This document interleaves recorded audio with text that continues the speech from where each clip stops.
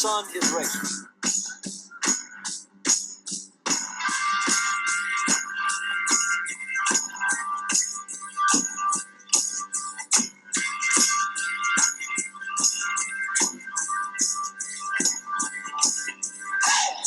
Welcome, race fans, to another episode of the Rubbin' is Racing Daily Fantasy NASCAR Show. It's Bristol, baby, this week. We head to Bristol, Tennessee for the Food City 500. Stages this week will be at laps 125, lap 250, and then they'll race the final 250 laps all the way to the finish. With a 500-lap race, dominators are going to be at a premium this week, as there are 375 total points for laps led and fastest laps that are going to be up for grabs. So pay up for those dominators that you believe in. Interesting fact here is Darrell Waltrip leads all drivers at Bristol with 12 career wins.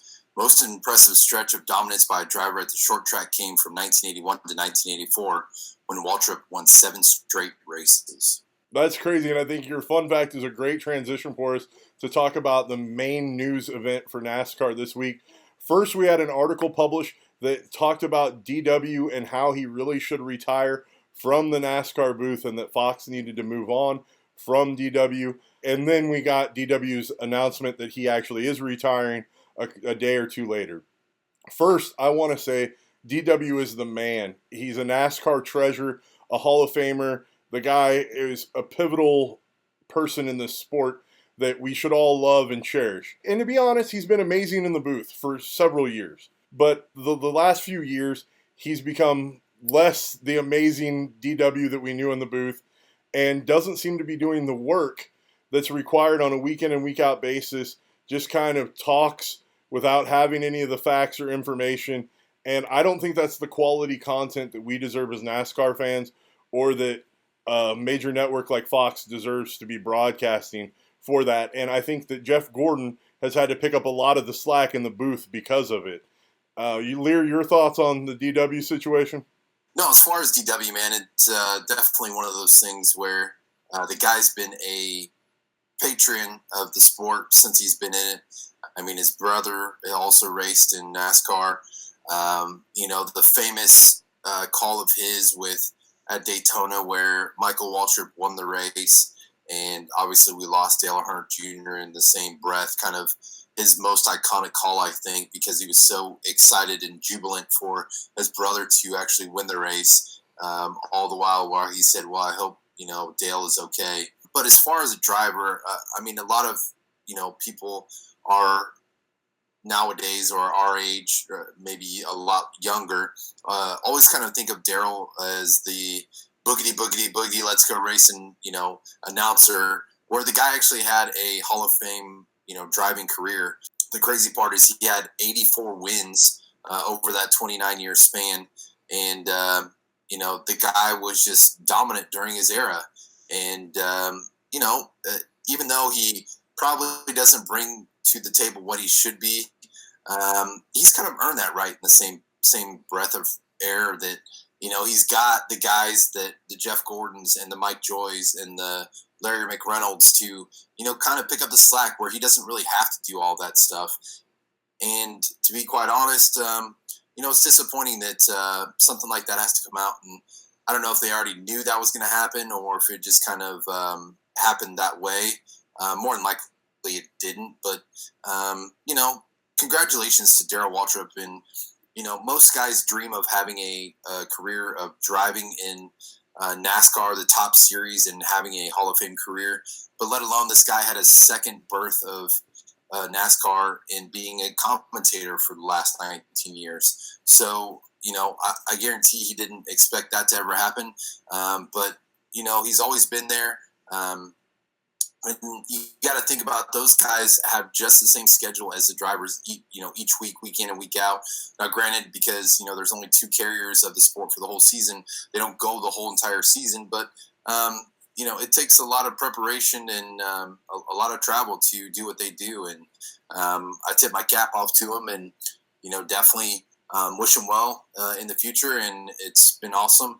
And he will always be synonymous with with his trademark of boogity, boogity, boogity, let's go racing, boys and Danica. No Danica anymore, but yeah, I'm definitely going to miss him in the booth, brother. Yeah, see, I don't know that I'm going to miss him in the booth. I'm definitely going to miss the boogity boogity, and I really want him to continue to be an ambassador for the sport. But like you said, NASCAR's fan base is they're trying to get younger, and a older gentleman, regardless of his pedigree and how awesome he was in the broadcast booth or on the track, like just not doing the work. And I'm sorry, Lear, it's not like you and I doing a show where we have to do our research by ourselves.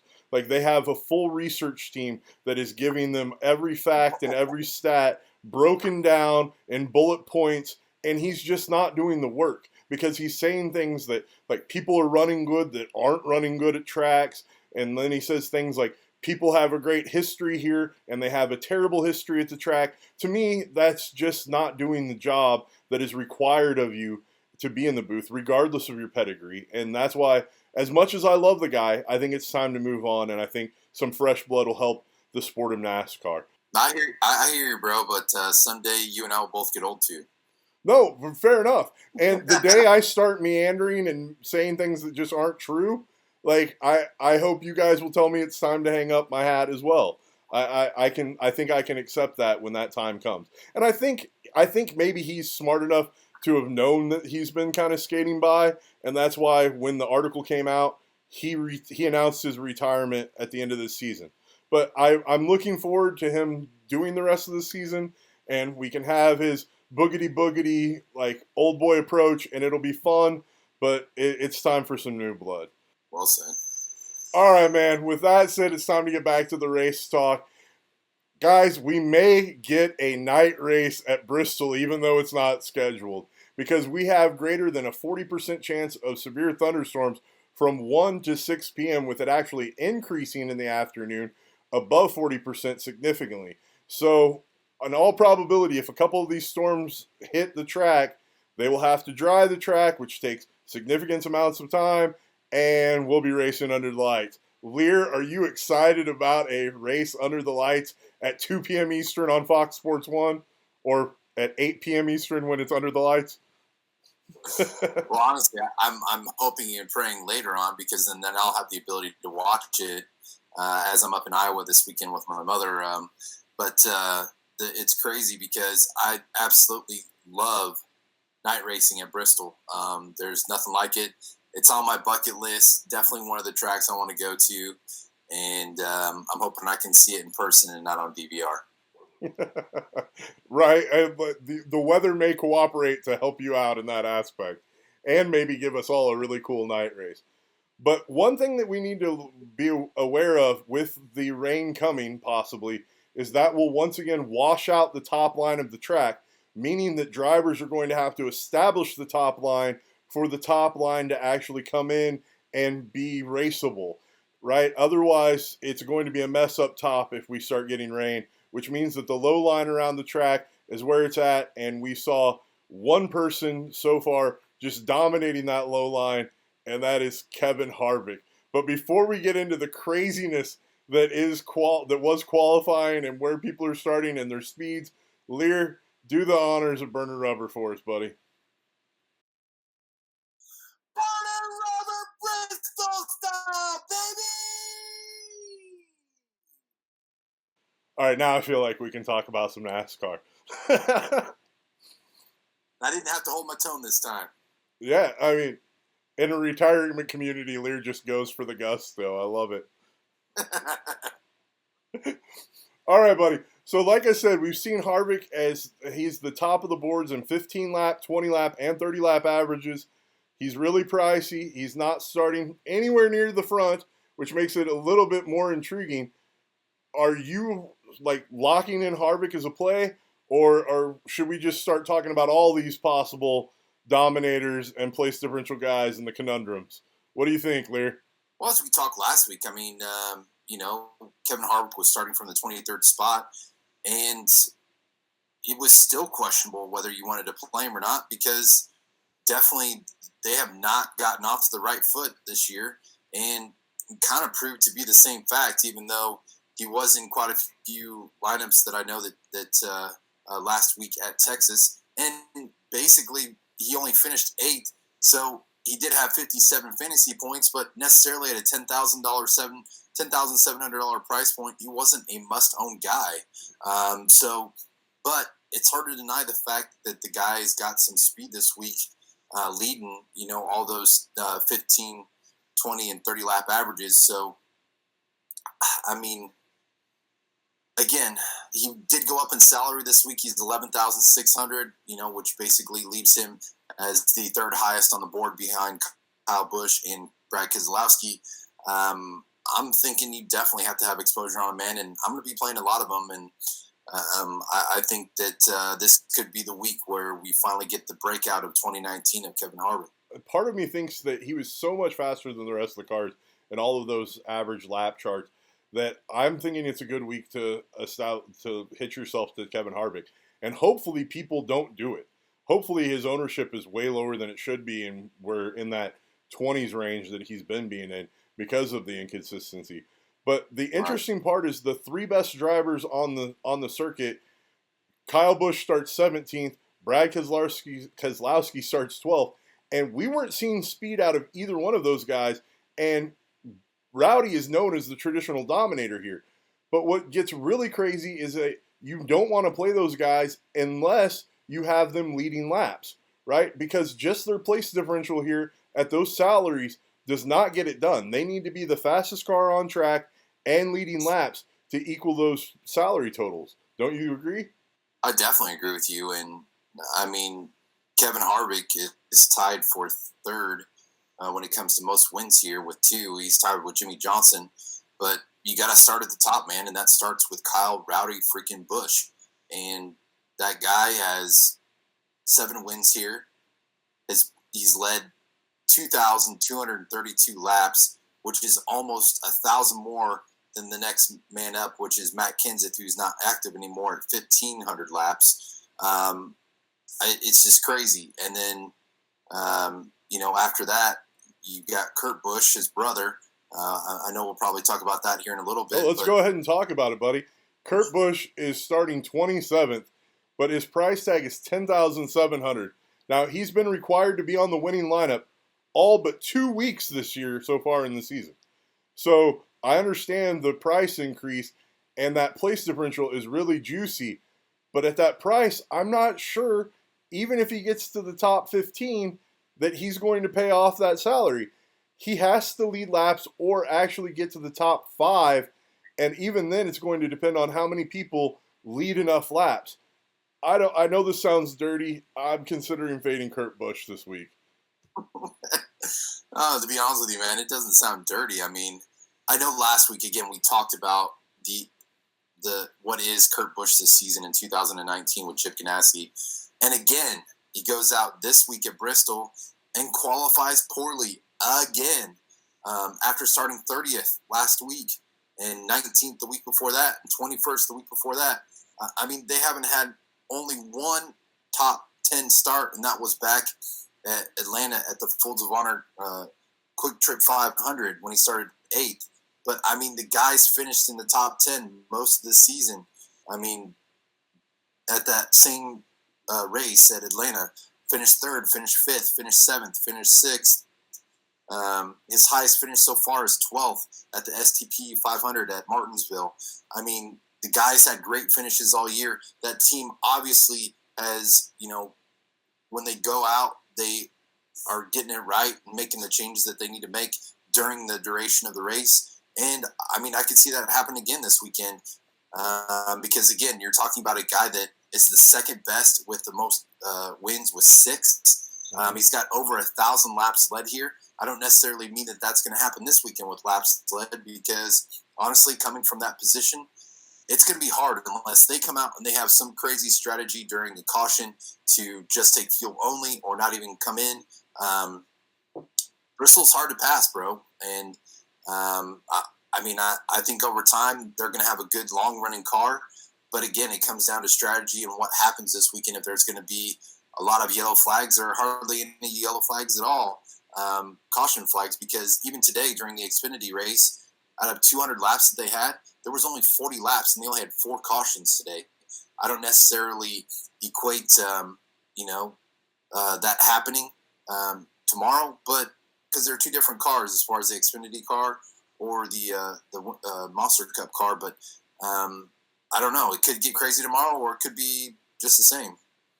Yeah, I think the other place differential question marks that are also quasi-possible leaders, especially if we look at practice times, Martin Truex Jr. starting 23rd. Again, that team has another terrible qualifying effort. We've seen his price continue to fall. He's now 9,800. But once again, at that price point, I'm not sure how high he has to get to actually pay off versus what the potential lap leaders are.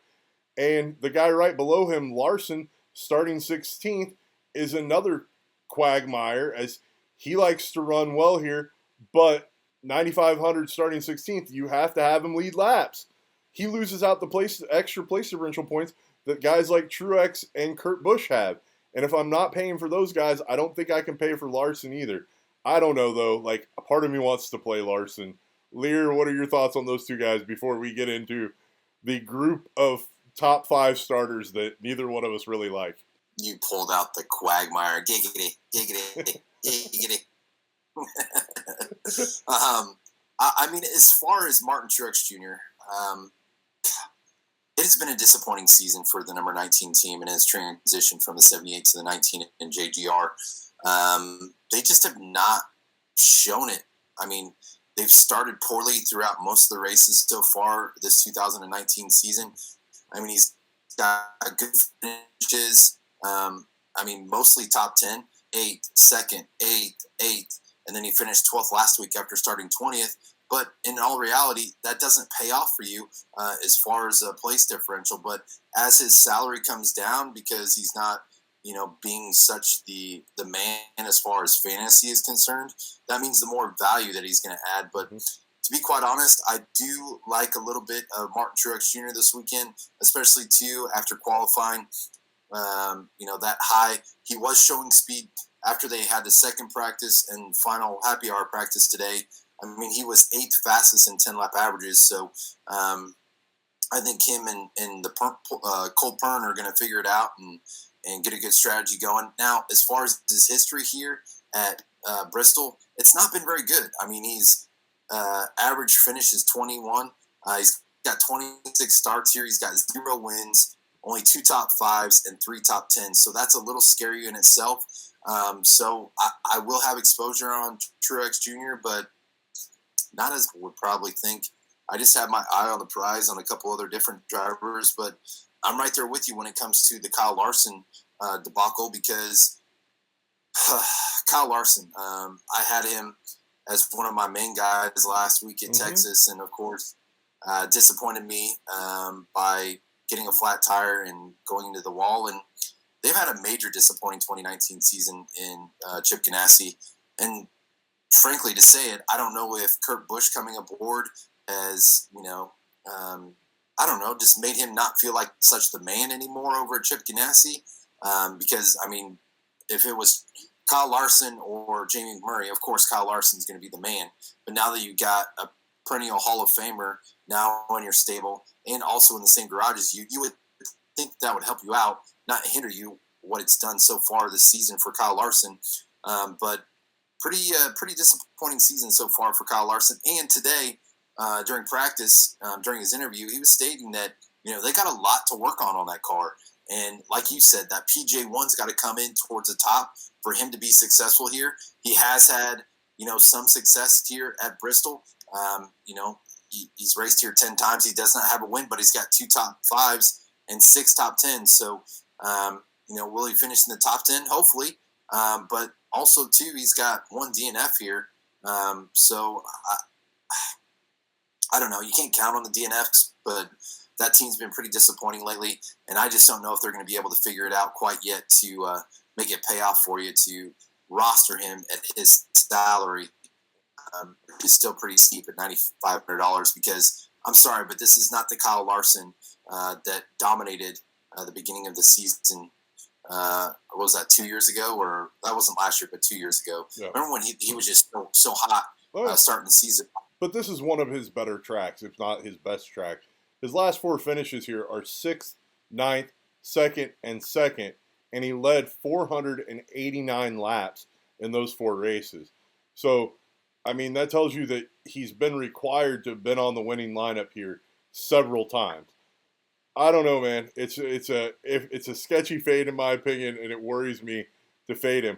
But you're right, dude. He cost me money last week. That was the hole in my lineup. Everything else I rolled the nuts on basically, and just should have taken him out and put in Hamlin after I told you guys Hamlin was a sneaky play, and I would have won all the money, but I did not do that. So, oh well. All right, now that we've talked about the place differential guys and the guys that traditionally lead laps here, I think it's time for us to talk about the top 5 qualifying effort. And I don't know about you, Liehr, but I see a total of 2 cars that are even remotely competitive, in my opinion, to run laps here. Now, I could be wrong. I've been wrong in the past.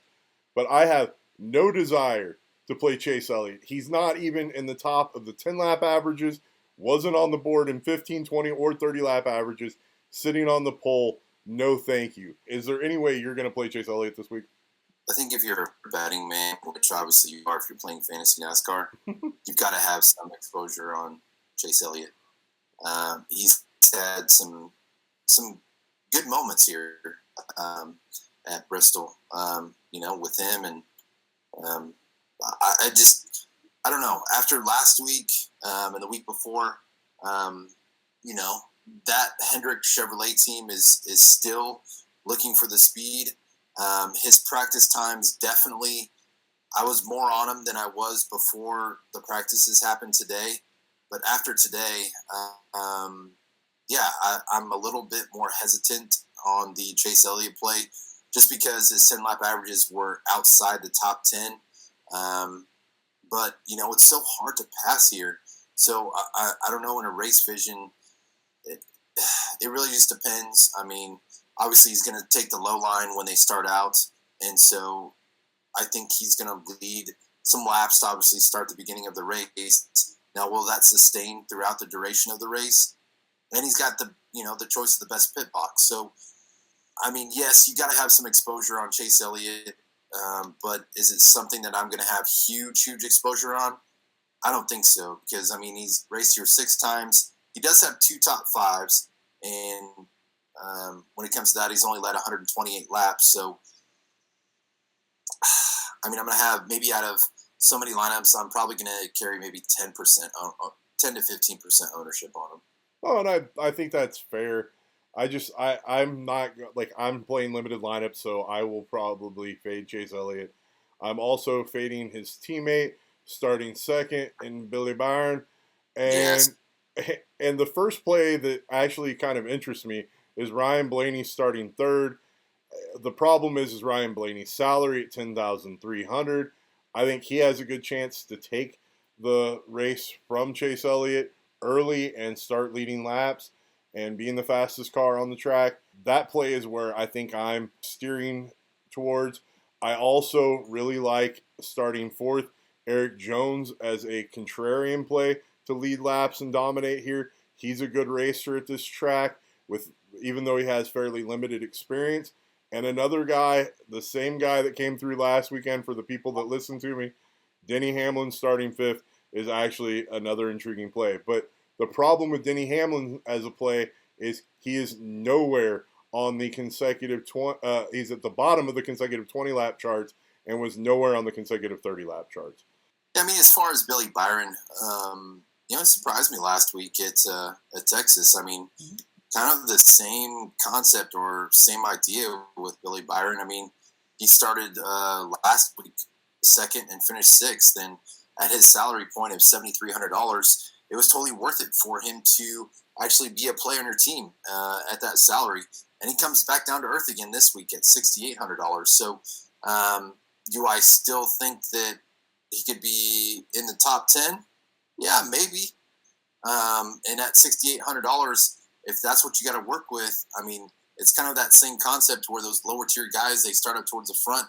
As long as they can hold their position, it'll pay off for you. So, but it's hard. I mean, it will as long as you hit all the dominators. But if you don't hit every dominator, then holding position guys are worthless this week. Right, exactly.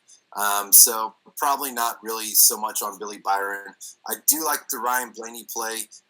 He definitely showed speed throughout the whole weekend. So far, I mean, as far as the 15 lap average, he was second in the 20 lap, and then in the 30 lap, he was ninth. So I mean, it kind of trails off there as the long runs would go. So do I like him? Definitely. I think he has a chance to definitely lead quite a bit of laps, and he's going to be in play for the win tomorrow. So I'm going to have some exposure on Ryan Blaney. The problem with Blaney is, God dang, when did this guy become so expensive, and why? Is my question. $10,300 for him. I mean, who would have thought the day where Blaney would be more expensive than Truex, Larson, Hamlin? Those kind of drivers. So you're going to have exposure on them, kids. It's just then, okay, how do I balance the rest of my lineup out? And it just makes it difficult. Well, I think part of that, like, first of all, the speed fall off is because he was trying to fill in the high line and got loose a couple of times. That's what threw his 30 lap averages off. And then I think the reason why he has a huge price tag this weekend is the last two races here, he's led 100 laps and then led 121 last season, right? He got wrecked when he was leading the race in spring of last year, and the fall he finished 7th, but with leading 121 laps, required to be on a winning lineup. So I understand the price tag. I wish it was a little bit cheaper to make my lineups, but man, that guy, it looks pretty fast this weekend, and I just wanted to correct those things. So I'll let you continue. Sorry. Yeah, no, you're good. But no, I agree with you. I mean, leading 100 laps and then 121, the last race there at Bristol. But, as far as the Erik Jones play, is definitely a guy that I'm definitely looking at too. Not only from the perspective of he's been fast all weekend long, but this has been one of Erik Jones's best tracks. But on top of that too, his salary this week is amazing. I mean, he's only $7,800, which for a guy starting in the top 5, that could actually go up to the front, lead laps. Kind of a little bit like Jimmy Johnson last week at Texas. But obviously Jimmy Johnson, he finished 5th, which was good for him. His best race so far of the 2019 season. But Erik Jones, the guy's just been awesome here at Bristol. I mean, he's raced here 4 times. He's already got 2 top 5s. And he's been on the pole. This is he's been on the pole twice in his career. So this is the only other place that he's been on the pole except for Las Vegas. So, one of his best tracks. And remember that 2 years ago when I said I will have exposure on Erik Jones, and I know you know this because we had a bet on it. Right, that was when I lost, and he was starting on the pole, and he went out and led 260 laps of that race. So, am I going to have exposure on Erik Jones? Hell yeah, I'm going to have exposure on Erik Jones. Well, and I think it's important to let people know that he was actually the second fastest car in 30 lap averages. So that's also really intriguing, right behind Kevin Harvick. That's just another reason to push me towards that type of play. Do you have any ham bone love this week? Oh, the ham bone.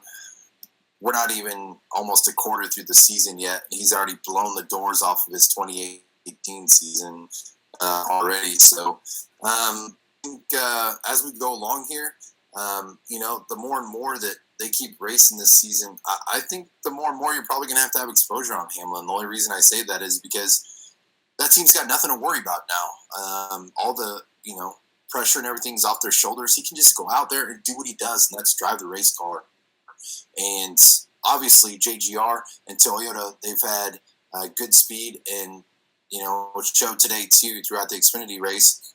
So I think you definitely have to have some exposure on Hamlin, but it's going to be one of those to where, I mean, you're probably going to have maybe, what do you think, 2-3 guys within the top 10 to 15 on your lineups this week? I mean, I don't know that about that. I just know that you have to find 3 guys that are going to lead 100-plus laps, right? Like, that is your starting point. Like, you have to find the 3 guys that are going to lead 100-plus laps. If you don't, you're just not going to have any luck this week. And the place differential guys are not going to total their point totals unless some of those guys also wreck out. That's the scenario in which the place differential guys actually outpoint the lap leaders, but that's a lot to ask for. No, I hear you.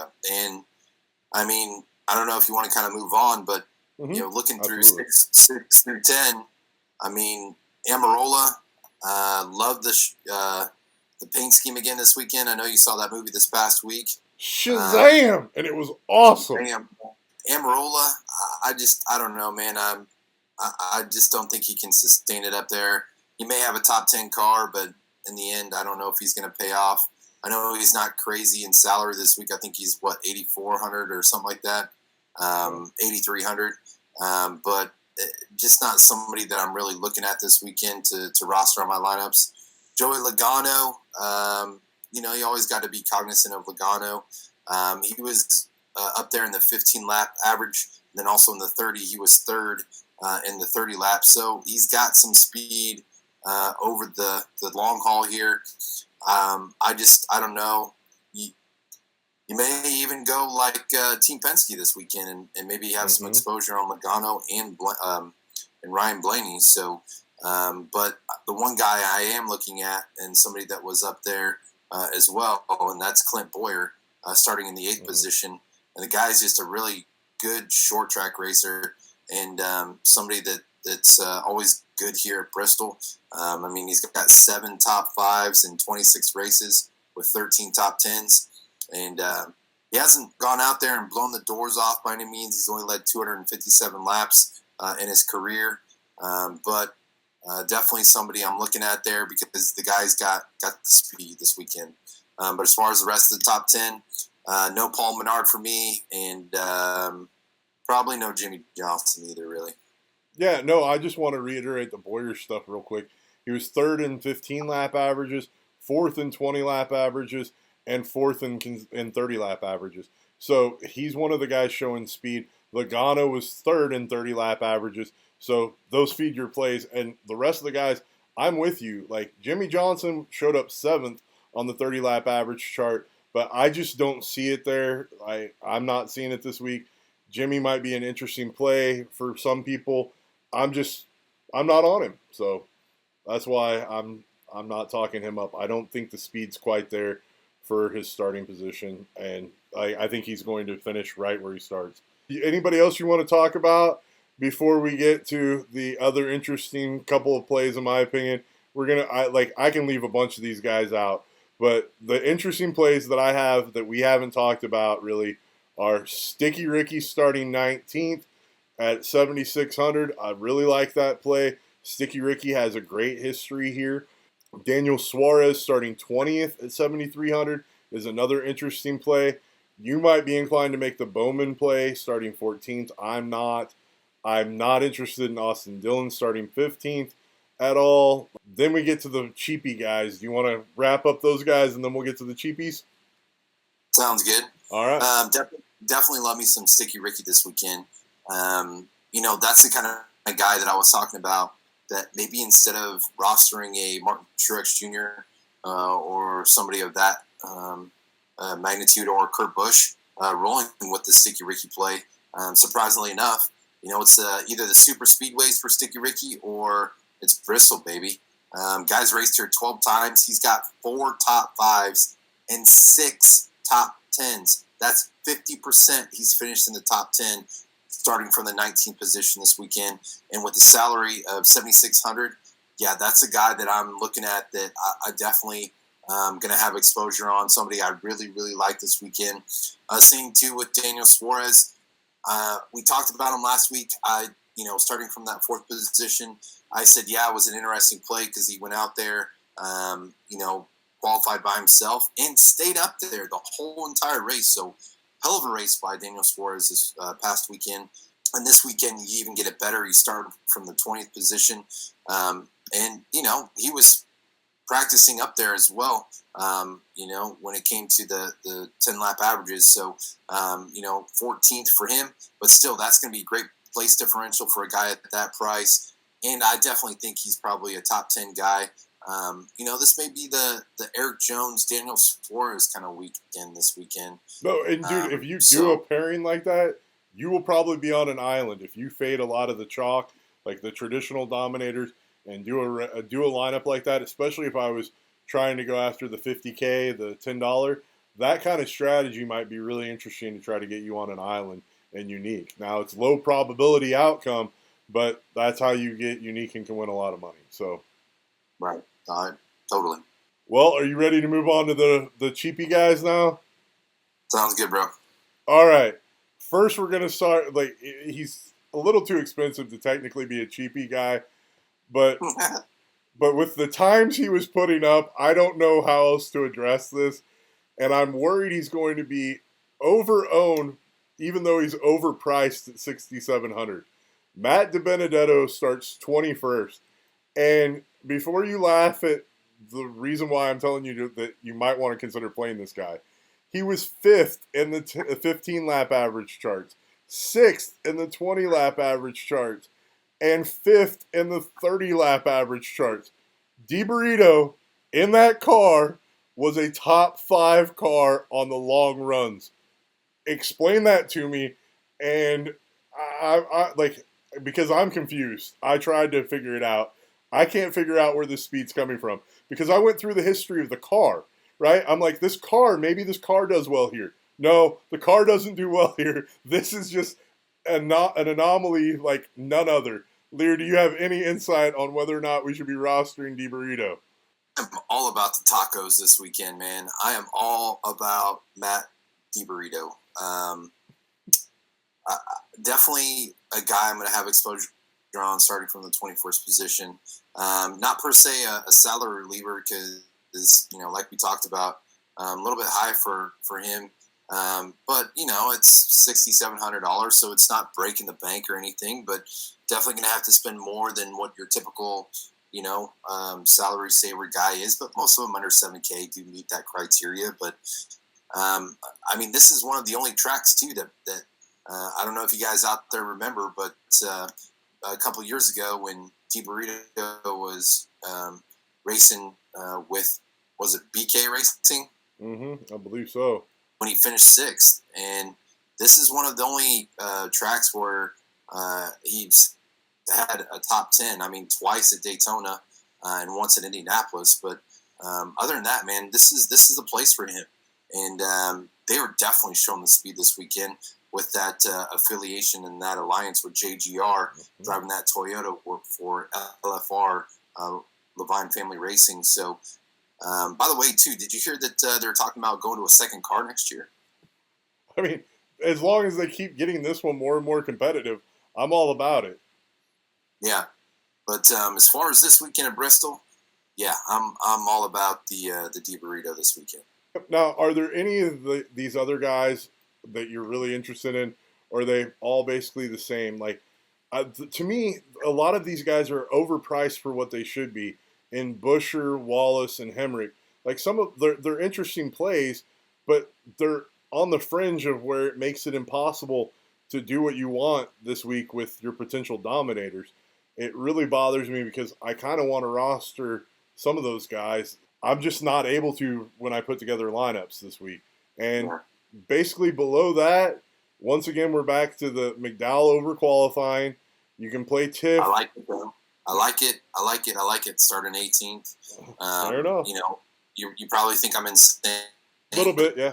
$5,400, man. Even if he loses a couple spots, it's, for you to get the guys that you need up top, especially with a high amount of drivers this weekend, 12-9 for Kyle Busch, 12-12 for Keselowski, 11-6 for Harvick, so on and so forth. And you got place differential guys of Kurt Busch at 10-7, Truex at 9.8, and Larson at 9.5. Yeah, you need to have the guys like McDowell at 5.4, Matt Tifft at 5,500, Ty Dillon starting 24th at 5,800. And yeah, I do like Daniel Hemrick. Everybody is down on Daniel Hemrick. I am too a little bit, but let's be realistic, kids. Daniel Hemrick starting from the 26th position, it doesn't get much worse, for a RCR major team starting later than that. The guy's, been in the circuit now for a little bit. He's awesome in the Xfinity Series. Yeah, he's obviously running to a lot tougher competition up at the top, being in the Monster Cup this year. But he's had some bad luck here and there too. So 26 for Daniel Hemrick at the $6,000 price point. I like that. I like it at $6,000. But one that does scratch my head a little bit is Ross Chastain. He's kind of been one of our go-to guys for value this year, and has been for the last couple of years. But they didn't run at all. They didn't have a qualifying run, and they didn't even run in the final practice. So not sure what's going on there with the funds, but obviously there's something there that's hindering them from doing what they got to do. And then this week too, somebody that you'll have to look at as well. Of course, Corey LaJoie starting from 32nd at 5,200. But don't forget about Lonely all the way down at the bottom of the salary, bottom of the barrel. Ray Galding had a great run today in his Xfinity car, finished 15th. Now, I know that Xfinity is different than Monster, but he's starting 33rd, $4,700. Can make you do a lot of things with your rosters this week. Just think about it. Just think about it. Just think about it a little. No, I think your rundown of those value guys is about as solid as you can make it. I'm with you. Part of me wants to play Ross Chastain starting last, but at the same time, no lap scares the crap out of me. What is wrong with that car? What is wrong with that team's funding? And you have to worry about that with a lot of these lower teams. There were several guys that didn't even take laps in happy hour, and a lot of these cars, and something that you need to think about with Bristol is a lot of these cars are too slow, and they're going to go laps down quickly and lots of laps down. And when that happens, it makes it hard for them to gain any positions whatsoever on the track without major carnage that then offsets the lap differential. There's a couple of these guys I like, but all these guys are lottery picks in and of themselves. There's no real rhyme or reason behind a lot of them. I like your McDowell theory that you just want him to hold, and he's priced right at $5,400 to do that. The problem is we've talked about other cars that we already have passing him, and that knocks him back a few positions. I see what you're trying to do there. But there's not a couple spots in front of him that won't fall behind him. Well, that very well may be, dude. There very well may be people that fall behind him. But with that said, guys, I think we've wrapped up all we can talk about this week's slate. It is a doozy. I really enjoy it because I don't know which way to go for my group of dominators. I don't know how to balance that with place differential. I think that is fascinating and is going to lead to a lot of parity and lineup constructions across the board, which hopefully means less duplicates than normal, and we can see some people taking down qualifiers in some tournaments without having to split the prize money. So, Liehr, with that said, let's talk about last week's winner and the league contest, and we'll get out of here. Before I get there, man, I just want to say I think it's going to be an interesting week this week.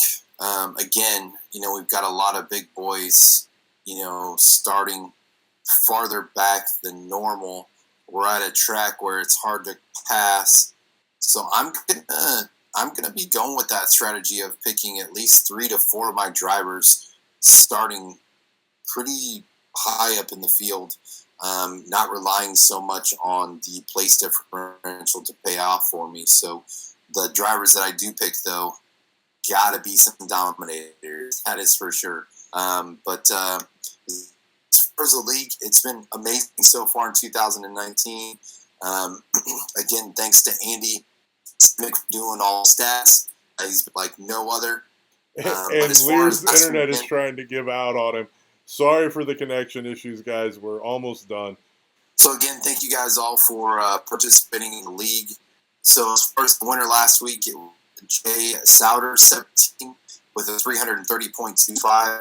He had Clint Boyer, who finished second, Kurt Busch, who finished ninth, Kyle Busch, who finished 10th. That was a little disappointing for him. Jimmy Johnson, who finished 5th, was on the pole but led 60 laps. David Reagan with a 25th place finish, and Matt Tiff finishing 24th. So his big dog on his roster was Kyle Busch and Clint Boyer for that 330.25. So 50 points coming your way, Jay Sauter 17. And thank you guys all for participating in the league. And here's to this weekend, and looking forward to it. Thanks as always, guys, for tuning in. Remember to like, share, subscribe, or if you want to support the show in any way, feel free to make a donation on PayPal at rubbinisracingdfs@gmail.com on PayPal. So, guys, thank you again.